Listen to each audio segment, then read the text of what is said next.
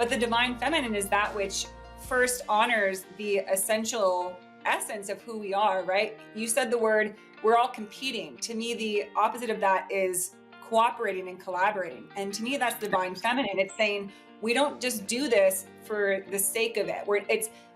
The divine feminine is non-active, right? It's that which Mm. just is. It's just being. And we've lost our beingness here. We've said, being, what is that? What do you have to show for that? Let's do something. Insight and awareness, spiritual explorer. Soul intuitive, emotional and spiritual mentor and award-winning author, Lorraine Nilon. Welcome, explorers, and thank you for being part of the adventure.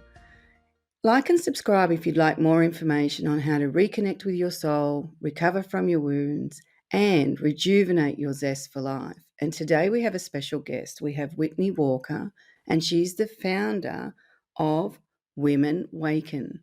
So can you tell us what that is, Whitney? And thanks for being aboard. Hi, Lorraine. Thank you for having me on the show. Oh, more than Very excited. welcome. Yeah. Yes. So the idea of Women Waken is fueled by the concept of the divine feminine. So that's a very hot topic. It's very, very prevalent nowadays. But for me, what it represents is the shift that's needed in our world at this time, the shift that's needed for humanity to reclaim itself.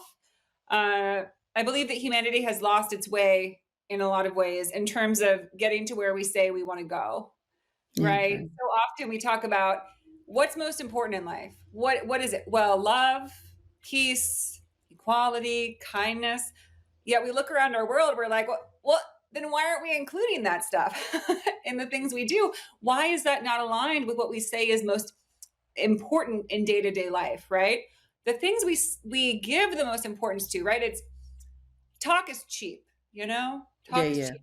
Actions speak loud. Our actions say what is most important is how you are perceived, your external, how smart you are, how beautiful you are, how impressive you are, how wealthy you are, how much power you have. That's what's echoed through our actions.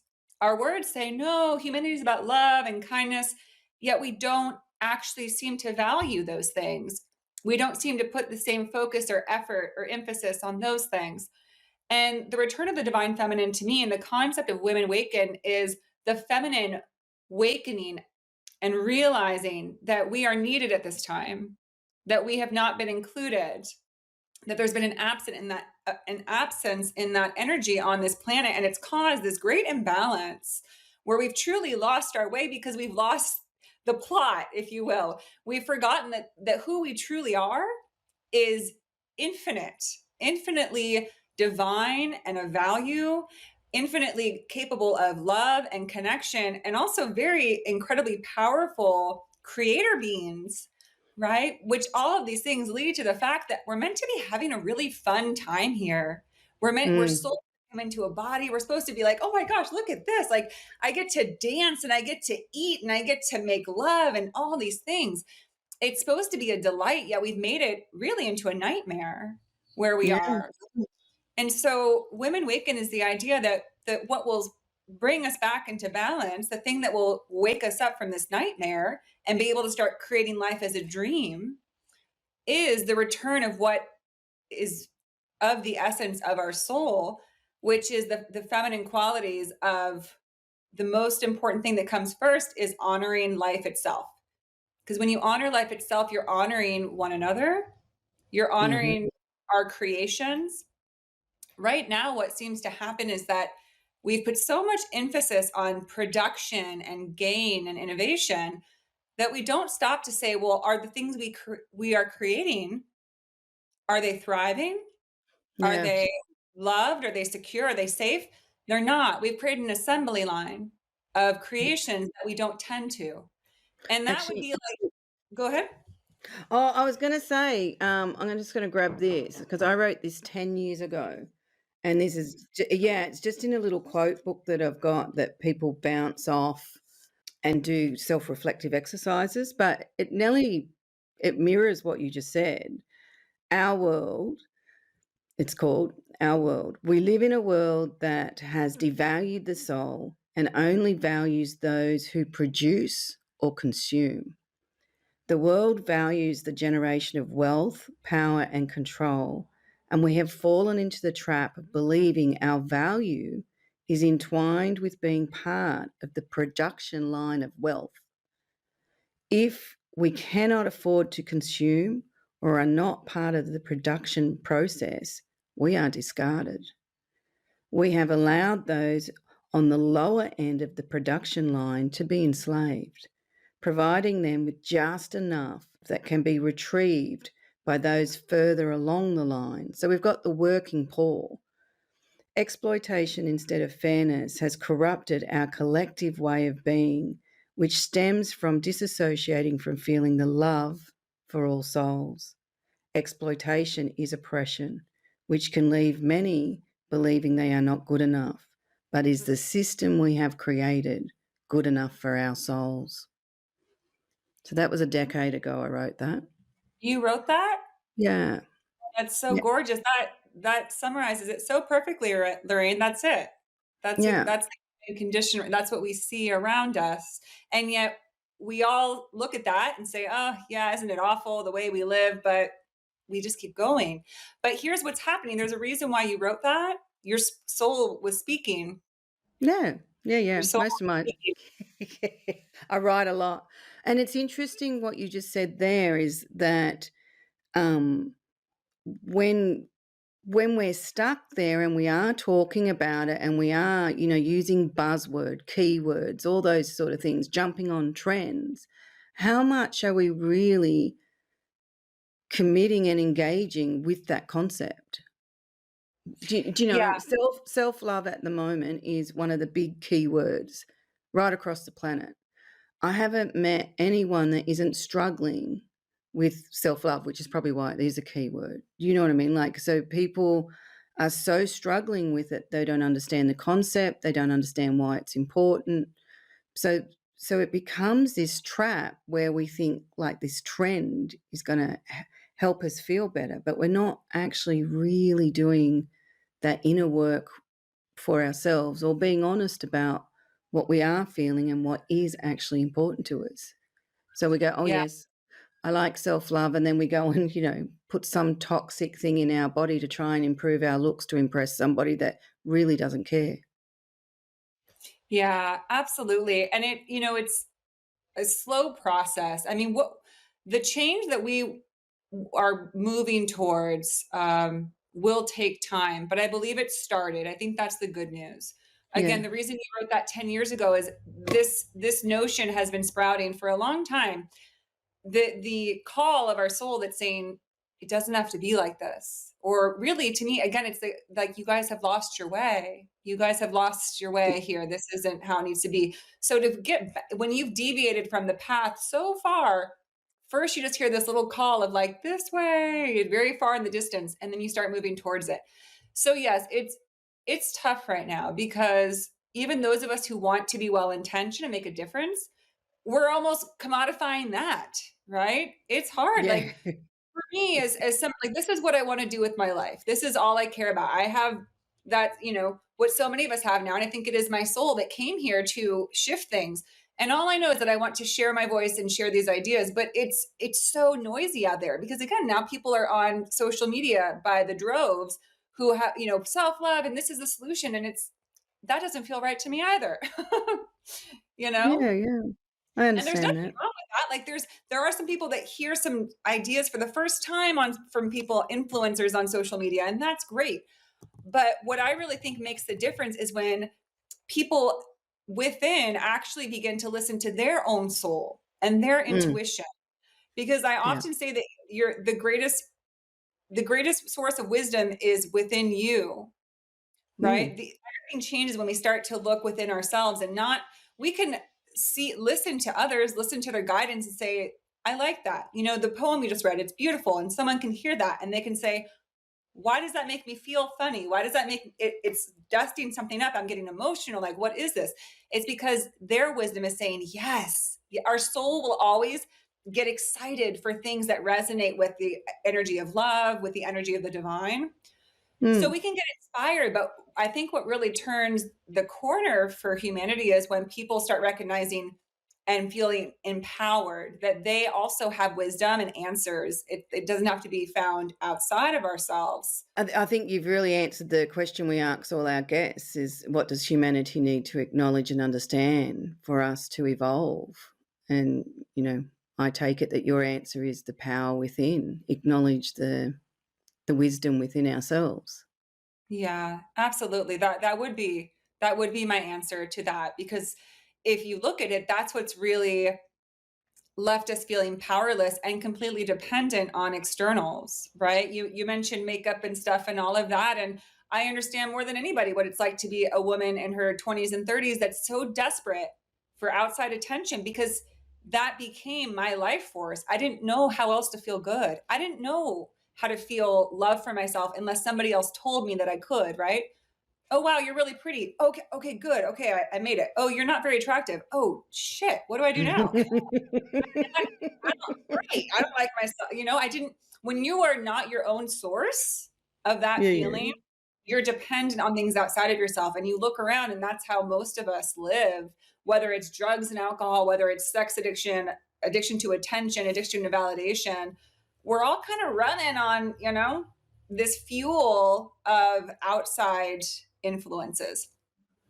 Yeah, And well, we're promoting that, aren't we? We're promoting that to every single person. This is what you need for us to say, you need the numbers, you need the likes, you need the accolades, all that sort of stuff. This is what you need to look like. So that's the message that is constantly. We've lost that connection to uniqueness and character, and enjoying difference instead of, absolutely. yeah, And yeah. sometimes I get this sense, Lauren, it's like our world is almost like a movie where we've created these standards around life that are so ridiculous that if somebody watched it from outside of humanity would be like, what are they talking about? Like they think that they need to all be the same. Like they're all trying to be like everybody else. Like you're meant to be your own unique expression. And here everyone's trying to look and act and be the same. Something's gone Yeah, wrong, like yeah. kind of lost the plot. We lost our way. But there's a reason for that. We wanted to have this experience, I believe, as a soul, and it's the name of the game to me right now is reclamation, where again, as we move back to get back on the path, we reclaim our sovereign selves and realize I'm tired of trying to be perfect and to have 100% approval rating and to fit in and to find success the way that other people have found success. When we learn that we are each I've heard it described as we're each a musical note of a giant symphony called humanity. And if we all played, Oh, you know what? I laugh because the book that's coming out, that's how I describe it. I've what? wrote, hey, yeah, yeah, yeah. It's because if you understand music, that every note is bringing something to that. Without that note, it doesn't sound that way. So when you have, and we've all got our own individual signature.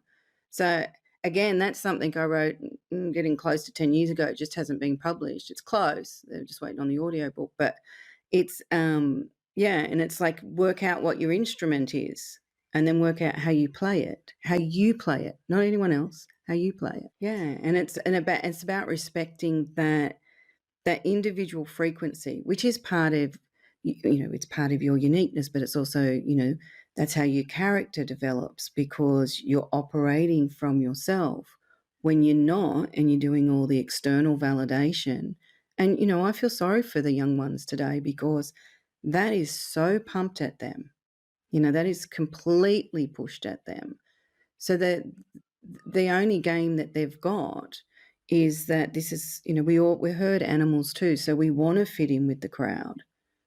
So, and we're so judgmental on one another, because when you feel insecure in yourself, you need to identify how you're better than somebody else. They did a study on happiness, and one of the big things that they found out, this going back years ago, is that you determined how happy you were if you could see you were doing better than someone else. Still external validation. So all of it is G'd up to be in competition and to compare yourself. And if you're doing that, you're always going to devalue your own uniqueness. And that then puts us in a position where we feel not good enough. So if we did have someone that was sitting outside the planet going, oh my God, what are these people doing? They want to feel great about themselves, and then they've put themselves exactly in a great field that will nurture them feeling not good enough. And it breaks it down like that. So I always say, I know you work a lot on the divine phenomenon, but I always look at it as like just respecting our uniqueness, regardless of our sex, regardless of our status in life. All souls are equal. So, Yes. and the rest is all just experiences we're having. Yeah. Yeah. Yeah. And it really is such a tragedy that that we have sort of created this mental programming that to be different is to be in danger, right? Because that's sort of the message Yeah. we've established, is that if you said we are herd animals, we want to be together, we don't want to be rejected, and the message got through long ago that if you are different you will be rejected and you won't have a Yeah. place in the herd. And so we all live in absolute terror of being rejected, of not being allowed in, whether it's because of how we look or how we Mm. act or what we say or what we believe, how we little things, even like how we laugh and how we express. It's like, nope, that's weird, get out of here. How we love, like whether we love the same sex, a different sex, or whatever it is, no, we're not safe to be exactly what we are. And again, it's to our detriment. And I completely agree with you. I mean, I find it absolutely devastating because as a therapist, I work with children, I work with teens, and I'm around them, and I was one once. And talk about like forcing people into this box so uncomfortably and being told, if you don't fit in this, you will not succeed. You will fail out in life. You'll be left behind. Nobody's going to want you. Nobody's going to Mm. care about you. It's brutal. I've worked with teens, and I come from the Bay Area in California, and the suicide rate of teenagers, high schoolers, is rising every year. And do you know why they commit suicide? Because they didn't get an A in math. Oh, And wow. that notion is, talk about like upside down world and losing our way. But you do the things that you think that you believe in. And some people fundamentally believe that if they don't excel through academics, then they're worthless. And they get that message, unfortunately, often from their parents who in a crazy way just want the best for their kids, because in their mind they do think that if my child doesn't get the best grades, they're not going to get the things that will make them happy. But then it's this vicious cycle, because no one's happy if they force themselves and if they're living in fear. So it really is just fascinating to take a bird's eye look at humanity and just be the observer, release Mm. judgment, right? Because Mm. just there's no, we're all one. There's no difference. There's no need to judge. You are me and I am you. There's no need to blame anybody. But let's just look at where we find ourselves and ask, is this what we want? Yeah, exactly. Right? And Yeah. I think people will say no. Yeah, yeah.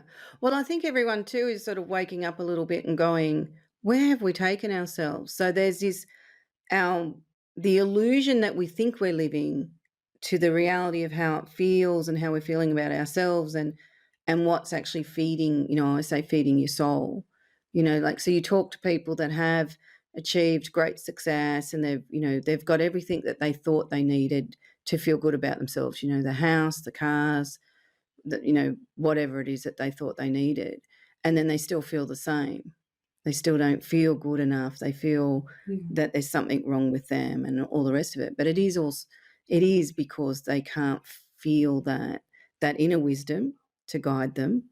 They're not trusting their intuition, and they're not really holding to their own value system. And when you're in opposition to your own value system, you're always compromising yourself one way or the other. And that no one else has to influence that. You can do that to yourself just by your own self-judgment. So yeah, and we have created a beautiful fertile ground to keep that going. So we don't know what we want now, I think. Yeah. No, yeah, and that's what's funny is, like, that's, like, the one question we're not asking is, "What do we want? What do we want? Mm. Who are we?" That's another important question for humanity to ask. You also asked, like, what's the most important thing for humanity to ask, "Who are we?" If I Mm. often think of this, we're a part of a giant cosmos, and we are a piece of that. We are not insignificant.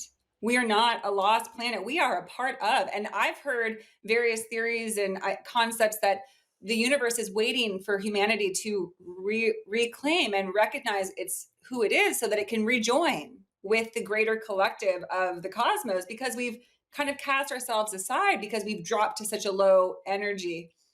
And if we decide, I would love for humanity to be a bright, beautiful, vibrant part of the universe. Well, what does that mean? That means energies that are aligned with joy, with love, with cooperation. We've gotten lost in the ego, I think, is what's happened. Mm. Those, what I just described, are all aspects of the soul. When you get lost in the ego, and you mentioned like yes, there's no such thing ultimately as duality, male and female. It's not about that.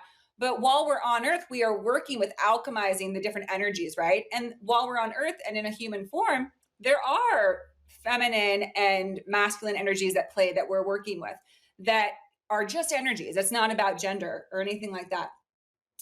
And we have to learn while we're human to balance the ego and the soul. And right now, the ego has taken over. Have you read A Course in Miracles? Have No. you heard of that book? Yeah, I've It's a, heard of it, but yeah, yeah, I it's haven't a read it. channel text. It basically it's supposedly like a higher entity, like a highly evolved being from another planet that's sort of speaking through someone to humanity. And it's saying, you all are all ego, and everything you do is driven by your ego, and you've lost touch with your soul. That's the very general message for an 800-page book. But it's said that, we have gotten lost in what they call it, the Maya, the, the illusion of life. When we Mm. realize that, and that's what encourages me when I feel like, oh God, we've gotten so lost, there's no going back. Everything could change in a second. Things change faster than you realize once people shift their energy, shift their understanding. And you have to recognize that we got to where we are today because we so powerfully believed that this was what was important. So can you imagine what would happen if we so powerfully collectively agreed that what we wanted was to be a beacon of light and love in the universe? It would shift. Everything would melt away, and we'll look back at this time in history and say, okay, wow, we really went really far the other way. And now we know that we thought it was the truth, but is it? And we can educatedly answer that question about who we really are. Yeah. And I always think that humans, and I'm talking individual, not collective, we learn by contrast. We see something and then we see something else, and then the middle ground is choice. Like when you're observing different things or you're feeling different things, we all know what it feels like to feel love, and we all know what it feels like to feel anger. So we've got a contrast. We know what it feels like to experience kindness, and we also know what it feels like to experience resentment and spite and jealousy. So that's how we're learning. And then in the middle is we've got to make choices about what we personally are aligning with. And, Yes, if you're confused about yourself, it's very hard to make an informed decision, absolutely. basically. Yeah, Yeah. life is just a series of moments and choices at every Yeah. moment. And it is true that if humanity as a whole shifts its trajectory, it happens by each individual piece of it making its own choice, a higher Yeah. choice, right? Yeah. And there's a quote that I like that says, you have to pass through what you're not to realize who you are. Yeah, I And like I that. offer that to clients when they're feeling like, I can't believe where I am in my life. Like, I can't believe what I did. And I remind them, like, sometimes we have to go to that point to see, like, this isn't me, you know? Mm. I personally went through deep addiction and an eating disorder and really reached a rock bottom. And I decided to stop drinking and using drugs because at that moment, I looked at myself and I was not in integrity with what I value, which is being honest which is being a respectable person. I didn't respect myself. I didn't trust myself. I didn't like who I was. And that's exactly what I declared. I said, this is not who I want to be. This isn't who I am. And so I made that shift and I said, I'm going to try to realign with who I think I am, which is someone who is truthful and who is considerate of others and who's not so consumed with myself and my own pain that I am just a, you know, just a ball of suffering and really bringing that out, really acting out on that. So I had to pass through that. I had to go to the depths of being like, no, this isn't it. This ain't it. And then, so I made different choices. And then I found myself towards a place where I was like, I like this. And I still have, every single day I go through parts where I'm like, oh, yucky, that was, and it can be as small as like a conversation with a friend, right? Or like an interaction at a grocery store where you're like, I was kind of a jerk. I was in a bad mood, but do you know what I'm talking about? Like every day we realize like, okay, I didn't really feel good acting that way. So I'm going to make a different choice. And that's what's so important because that's the other thing that we do as humans. We make one bad choice and we make a big declaration about like, oh, well, I'm a bad person because I've done this. But every single moment we have another chance, every single moment, because we don't ever know one action or even like 1,000 times. If we do the same action, the second we decide to choose differently, we are different. Right. Yeah. Yeah. And it's I always respect someone that has enough self-awareness to pick that up on in for themselves. Like instead of just aligning to it. And even when we do align to those sort of really negative, nasty kind of energies, it never feels good for the person that's doing it. There's a surge of energy, but it doesn't feel good. It can feel powerful, but it doesn't last. So, like there's this control surge, but there's a drop down straight after. So if someone's in that where they're watching their own interaction with people and life, etc., if they can see that they're doing that and it's not making them feel good about themselves, then you've got a stepping stone. That's part of, everyone talks about awakening and all the rest of it. If you just break it down to be very simple, it's like if I'm doing behaviors or thinking things or saying things that don't resonate with me, then I'm out of kilter. I've lost my own path, so I like to reclaim it back. Yeah, exactly. And then to bring it back, what you spoke about, the fact that even the people who reach the heights of the things we all think equates to happiness and success, they're not really even happy. And it's because of what you just said. And I'm not saying that across the board. I hope people are happy in this world. I truly do. But I've seen it many times where even the greatest beauties and the most wealthiest people feel empty inside. They're unhappy. So just as you said, I think the more that we're going to come to a point, I really believe this, where we're going to finally have to say, it doesn't work. Because just like you said, it doesn't feel good. I had to push through this to get what I got. I had to make some decisions that I don't feel, it doesn't sit right with me. And there's a reason why a lot of people who get a lot of success turn to drugs and alcohol and all of that. It's because they aren't sitting right with themselves. They're out of integrity. I think there's a lot to say about that. When you're not in integrity with yourself, you're never really going to feel good, right? You're always going to feel uneasy, kind of uncomfortable, anxious, because you know that you're not right with yourself. Your conscious is just like, you know what I mean? It's just not, it's no good. And I think we that need that though. We need that part of ourselves to say, "What are you doing?" Like we need to feel uncomfortable. We don't change unless we're motivated. right. So, and feeling uneasy, feeling pain, emotional hurt, all those things. Not that anyone deserves it, but it does motivate us. It does. Like otherwise, yeah, Absolutely. I yeah, think the only problem is that I think there's a lot of people who feel that pain, but they don't know how to stop doing what they're doing because it's gotten them what they thought they needed, if that makes yeah, sense.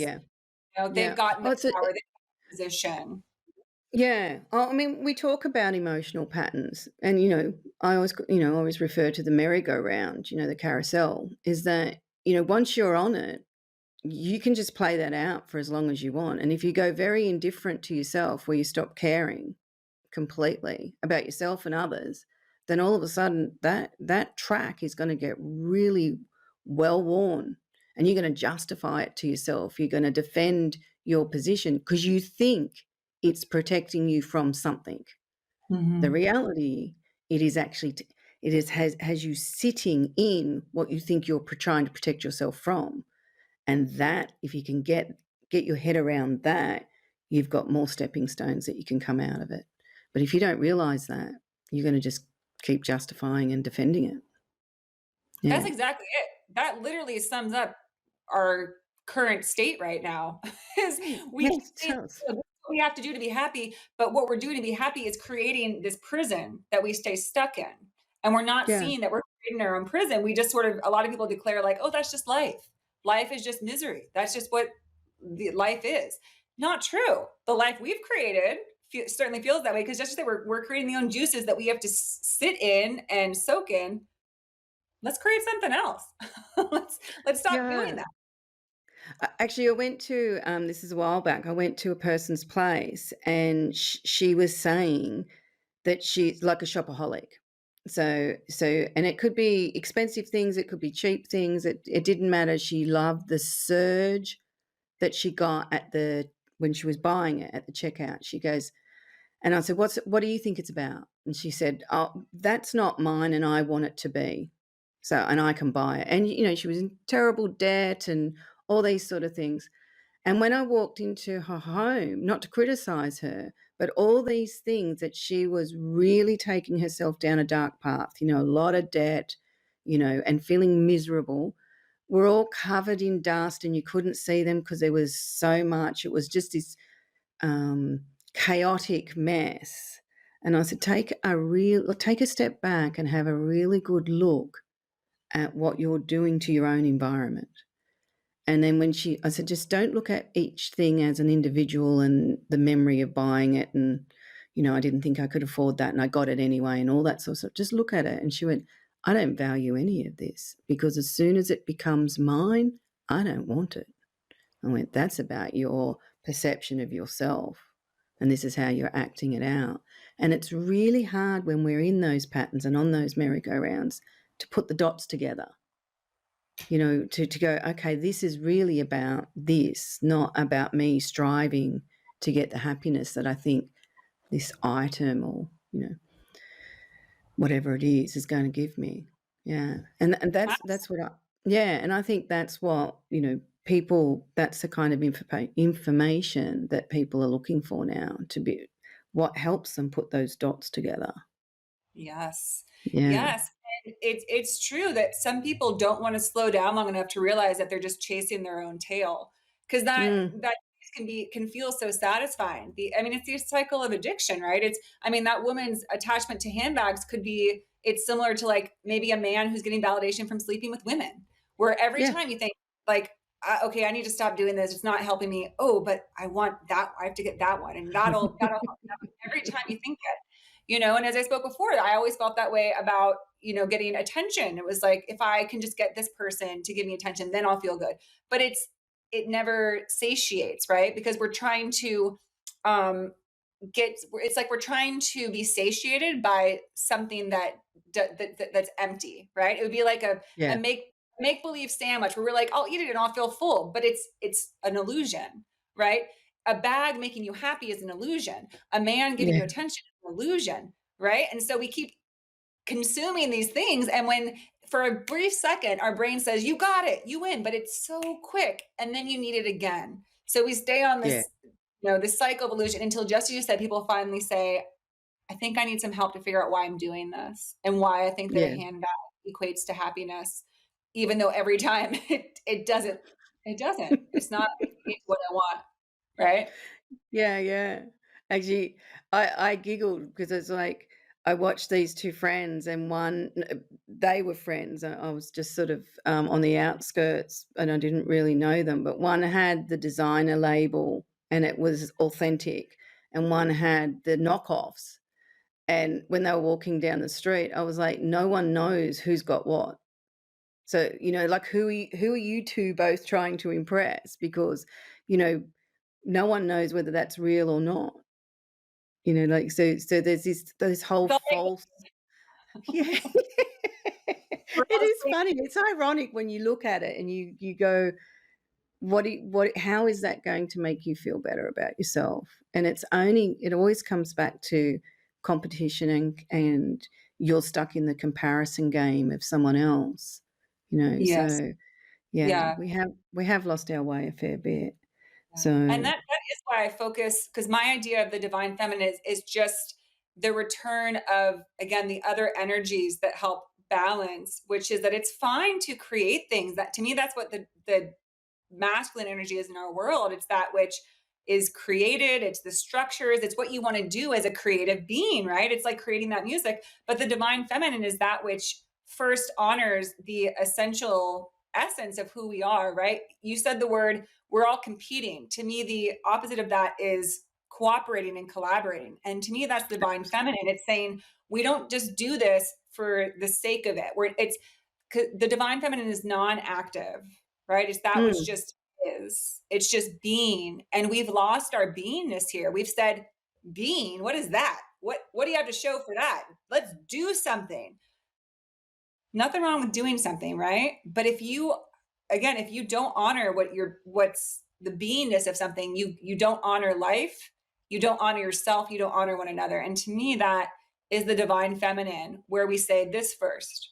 First, let's honor what is. First, let's make love the essence of what we do, the motivation for what we do, and then see what can grow from that. yeah, that's good. Yeah, I like that. And I think even there's nothing wrong for striving for different things, but know why. You know what I mean? Like Yes. if you want that handbag, know why. Understand your own reasoning. And I, s- I tell this story often. There was two guys, and they both had this similar sort of car, and I won't say the brand, but it was a little sports car.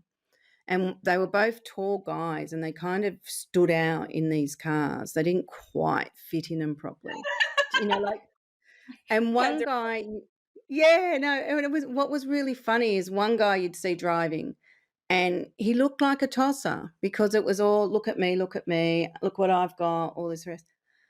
And another guy with the same sort of car, same sort of size, every time you seen him, you could not help but smile because this guy loved this car, and it was just joy. He did not care what you thought. He was having fun.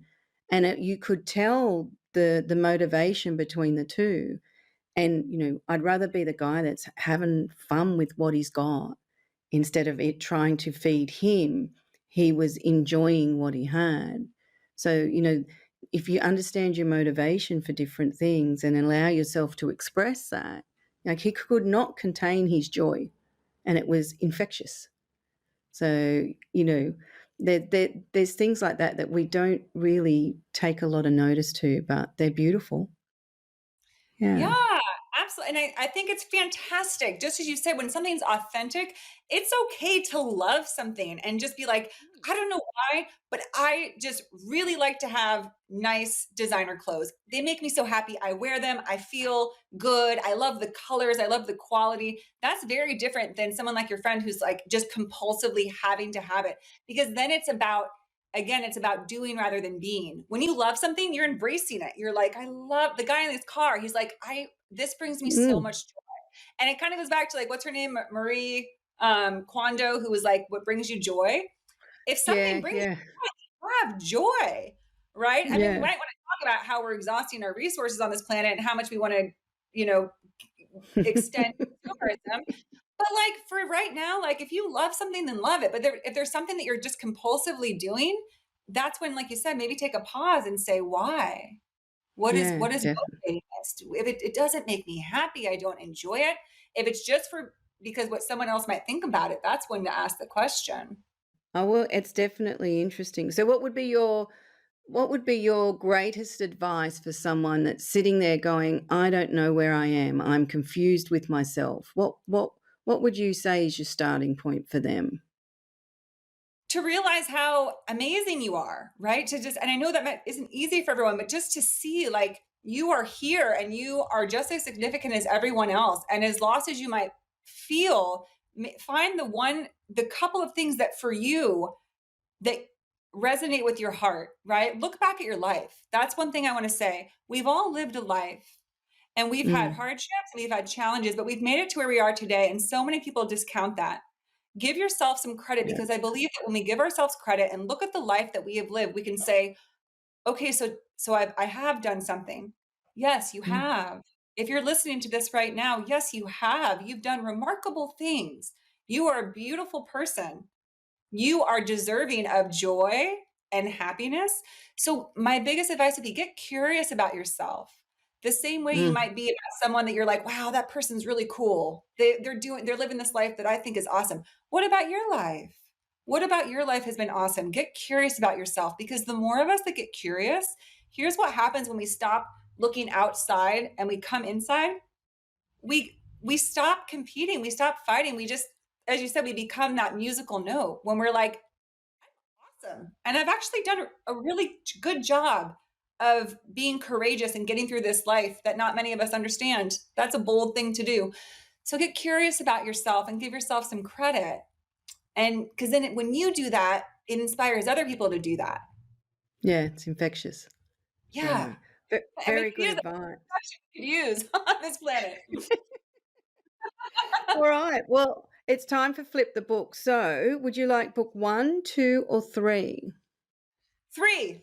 3? The Actually, Trinity. I was hoping you'd get this book. So, at the back of the book, yeah, it's Breaking Free from the Chains of Silence, which is actually a book for abuse victims.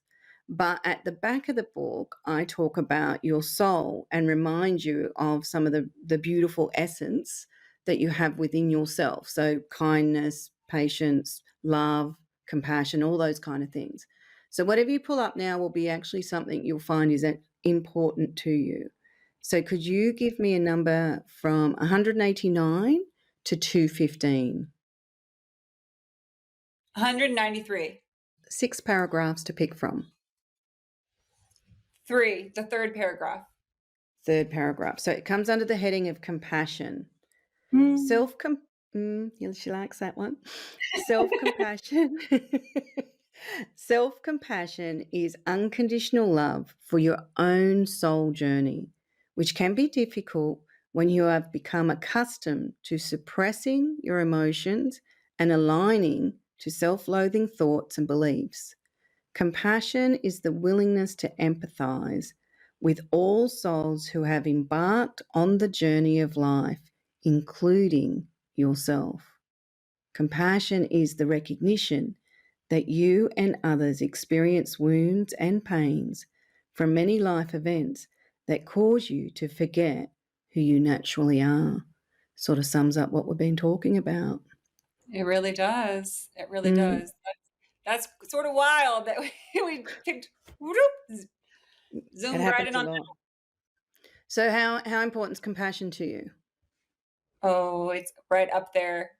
It's maybe number one in terms of how we unite together, and it's definitely an idea I speak of a lot, because again, that's another concept of the divine feminine that we've lost touch with here, right? We've gotten so caught up in defending ourselves and fighting for what we think we need that we've, in a lot of ways, lost compassion for those who don't have means to defend themselves and who we see as less than. But also, compassion for people who, just as it said, lost their way, because we all embarked on this journey and we Mm, all at times misstep. And yeah. to judge another is to judge ourselves. And I think the number one person everybody needs the most compassion for is themselves. Because here's the thing, just like everything else, when we don't have compassion for ourselves and we're at war with ourselves, when we have that voice in our head that's constantly like, you messed up again, you always do this, then guess how we're going to feel towards others. When we are critical of ourselves, we have a critical eye of everything we see, right? Because that Yeah. it's so painful that that's just how we learn to be. When you compassion just melts you. It's, I think whenever I think of compassion, I think of animals. I adore animals and I love my dog. And even if she tears up something in my house, I just love her so much that even though I'm irritated at first, it's okay. You know, if she has that look like, oh no, you have compassion. She didn't know. Maybe she knew a little bit, but she didn't know. So it's like that. It's a heart opener. Compassion is when your heart connects with another human and you say, oh my True. gosh, no, I'm sorry. I'm sorry that I was trying to shame you for that. Like I can feel that you were just having a human experience. And I love you still. This could never change that. When you have your heart open, there's no better feeling in the world. And to me, compassion is that feeling where you would never judge or condemn another human truly, because you can understand too much and you feel too much that what they really are. So if someone's journaling off this or being self-reflective, give them a question that will help them explore compassion. What part of you could use a bit of compassion at this time? What is it that you feel you've been unable to or lacking compassion for yourself? And I want to offer this because it just popped in my head, but I think one of the hardest things can be regret. When Mm, we made a choice or we did something in our lives where we say, I can never forgive myself for that. And when you can have compassion and say, well, what if I made the highest and best choice I possibly could at that moment? And maybe I made it because it helped me learn and realize again what I'm not, so I could realize what I am. Finding that compassion heals and melts away almost any sort of anger or negative feelings. So having compassion for, again, as you said, the steps we've made embarking as a soul on this journey as humans, you know, that mm. just like a little baby, it's like you did your best toddling along the whole way. Sure, you fell over and some things you're like, oh gosh, I wish I hadn't. And it's hard. So yeah, where are you needing compassion the most? Because guess what? Here's the other exciting thing. When you forgive that part, when you have compassion for the part of the past self that made a choice that you maybe have regretted your whole life, you get to move forward into your future because those things will hold you back. They'll Yeah, tell you true. like, well, if you had done this, everything would have been better. When you stop looking backwards, you look forwards, and it's beautiful. It's beautiful. And so that's my message to anyone is, where do you need some compassion? Because it literally is like dissolving the chains that hold you back. When you can Brilliant. shed love and compassion on it, you're free to go, baby. You're jetting off into a bright big future. The sun is shining. That's actually really good. I want to thank you for being part of the show. I've enjoyed the conversation. Me too, Lauren. Thank you so much for having me. It was such a gift. I loved having you on my show. I've gotten such beautiful feedback from when you were on an episode on Women Waken, and I really appreciate, and it was an honor to be on your show.